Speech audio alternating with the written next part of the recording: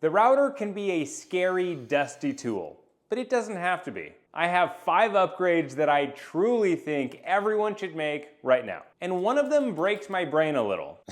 This is insane.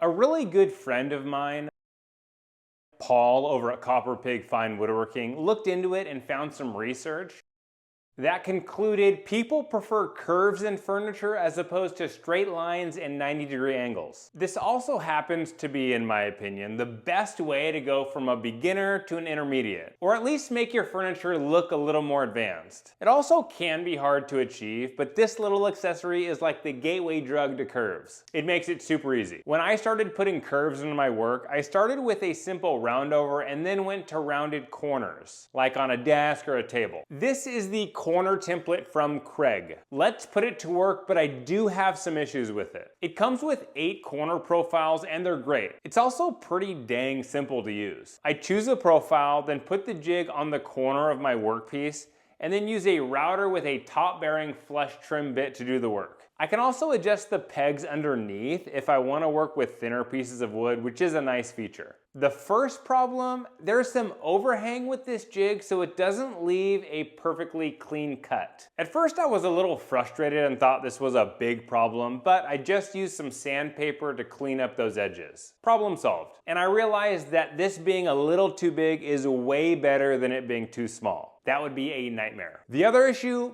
it costs $40, which for a jig that doesn't work as well as I want it to is a bummer. Especially when I can make one for like $5 worth of material. I can take a piece of 1/4 inch or 1/2 inch MDF and then trace a curve on it. Then take it over to my belt sander to make the profile. And I can line this template up perfectly to my workpiece so there's minimal sanding. All in all, I would actually recommend saving the money and making your own corner profiles. But if you want something quick and easy and don't mind a little finish sanding, this gets the job done pretty well. If you're lucky enough to have a dado stack in your table saw, that's great. But you may not need one if you have a router.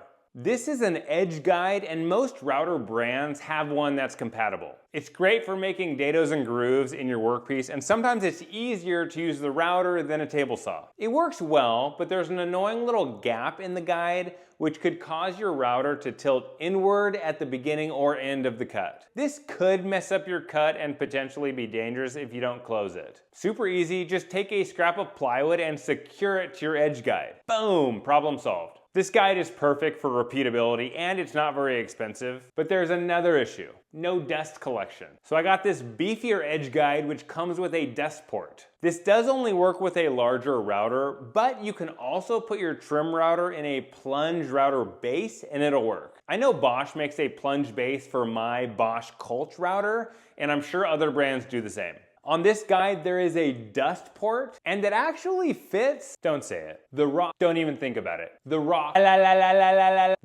FlexiPort dust hose. This is like the 4th video in a row you've talked about that thing. Is Rockler even paying you? Nope, I'm bad at business. But with this dust port, after using it to cut a dado, the dust collection didn't work very well. I mean, it's better than nothing, but that's a pretty low bar. So I moved the router closer to the guide to cut this rabbet, thinking that since the router bit is closer to the dust port, it would collect more dust. But although it was better than nothing, it still wasn't super great. This edge guide works well and can even adjust to where there's no gap like the other one. And even though the dust collection isn't great, it still sucks up the finer dust, which is the most dangerous. But what if you're not using an edge guide and you still don't want dust flying all over your shop? We'll get to that in a little bit, but first let's talk blocks. If you're interested in even more of my silly content, a big discount on plans, and even more perks, consider joining my community on Patreon. I'll put a link in the description below. The upgrades I talk about generally either save time, improve accuracy, or make woodworking more enjoyable, or do all 3. These setup blocks are definitely more in the save time category, but they help with accuracy too. I almost included these setup bars in the video instead of the blocks, but I found that these blocks are a lot more versatile. Versatile? Versatile. While those bars would be great at setting the height of your router bit, these blocks do more. Now you shouldn't base your purchase on how nice the packaging is, but this PowerTech setup is pretty nice. It's just a nice bonus and gives me more confidence in the product when the packaging is more thought out and not an afterthought. These are cool because there are 15 different sizes, so pretty much every height is covered. These are great for the router and really help in getting your bit to be at the exact height you need it. But there's more. I can use them to check the blade height on my table saw, the thickness of my material or the distance between material if I'm doing some sort of a ribbed project, and they're great on my router table. And they're blue, which is cool. I like blue, but I like orange better.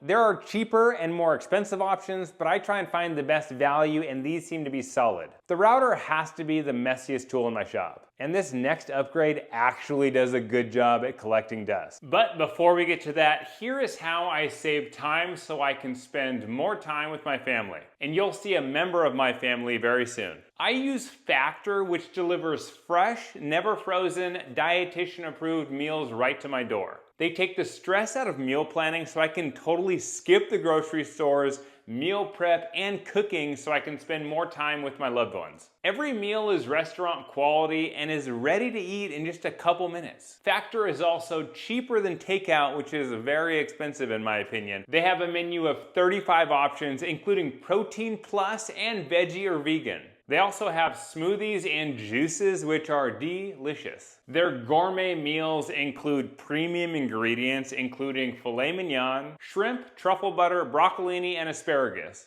Yum. Factor also has plans from 4 to 18 meals a week, so it can fit with any budget. Head to factor75.com or click the link below and use code 50ThomasCustom to get 50% off, plus free shipping on your first Factor box. That's code 50ThomasCustom at factor75.com to get 50% off, plus free shipping on your first box. The router is my last remaining power tool that I use regularly where dust collection is atrocious. It's actually non-existent. Masks are great, but I'd rather get the dust at the source. Routing can also be unstable, much like my ex-wife, am I right? This guy knows what I'm talking about.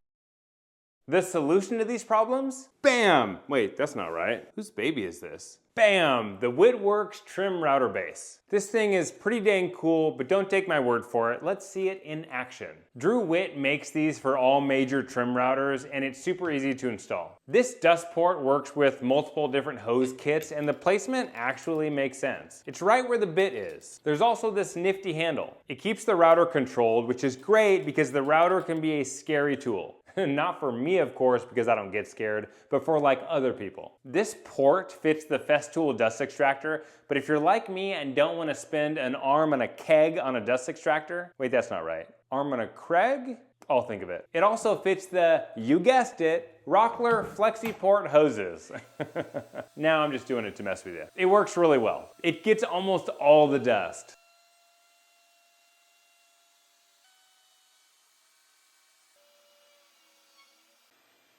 It's hard to tell how well it works when there's nothing to compare it to, so let's use it without the dust collection.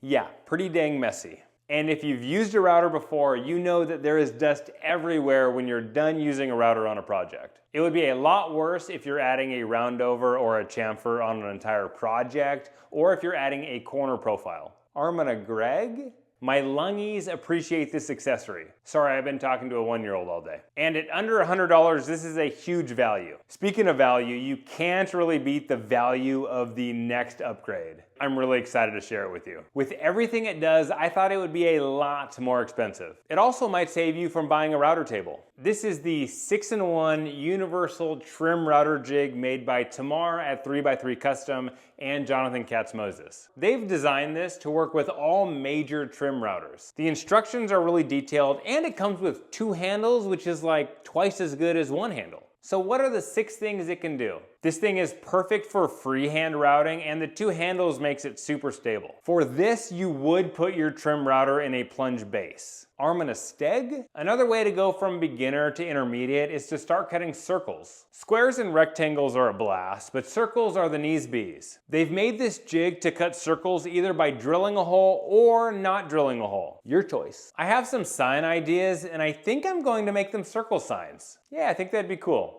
I like to use hardwood edge banding on my plywood projects, and up until now I've had to cut that edge banding very unstably. Not stability. Instabilicus? In an unstable way. The router has a tendency to wobble when using a flush trim bit on the edge of plywood. With this jig, there's a way to flush trim the edge using the face of the plywood. This is also an edge guide. No need to buy a separate edge guide. Hopefully you've watched up until this point instead of buying one of the earlier guides. Both edge guides I talked about earlier, especially the smaller one, are cheaper. But I'll get to the price of this jig in a little bit and you can decide which purchase is best for you. This jig also accepts guide bushings for template routing. If you do a lot of template work, this is great, and I'll probably do another video on guide bushings because they're pretty neat. Let me know in the comments if you think that video would be helpful. Last but certainly not feast, not beast, least. Last but certainly not least is the ability for this to become a router table if you have a vise. And I'm not talking about Miami vise. Vices can be super nice to have on their own, but especially now with this jig. Okay, cost. This thing also will not cost you an arm and a... Come on, you can do this, Thomas. Arm and a leg! Arm and a leg. This thing will also not cost you an arm and a leg. This costs $70. What? When you think about all that it does, that is cheap. Like real cheap. I personally love this thing. It solves a lot of my problems at an affordable price. Upgrades for the router are great, and we've just covered that extensively. But if you have a track saw, there's a lot of affordable upgrades you can make to the saw and the guide rail. And I have a video right here all about that. Click here for another fun hangout with this guy, and remember, be kind, be awesome. You did so good. Good job. Are you an actor? Yeah. Yeah? High five. Yeah, good job, honey. I love what you've done with your hair.